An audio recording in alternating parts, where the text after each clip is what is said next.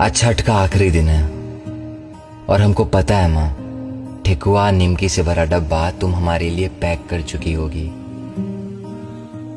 पप्पा घर से स्टेशन जाने का पूरा इंतजाम कर चुके होंगे। दादी का खोइंचा वाला प्रसाद और शुभ कलश भी तैयार होगा।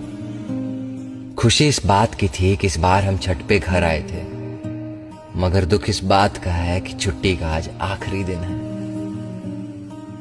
बिहार का आधा बच्चा बुतरू अपना घर, अपना आंगन, अपना बिहार छोड़ देगा।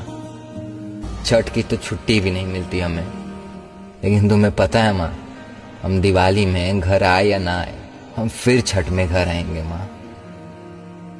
फिर हम तुम्हारे लिए घाट सजाएंगे माँ। फिर हम तुम्हारे लिए दोहरा फल ईख लाएंगे। नहाए खाए का कद्दू भात और खरना का खीर रोटी प्रसाद खाएंगे। हम फिर छठ में घर आएंगे माँ।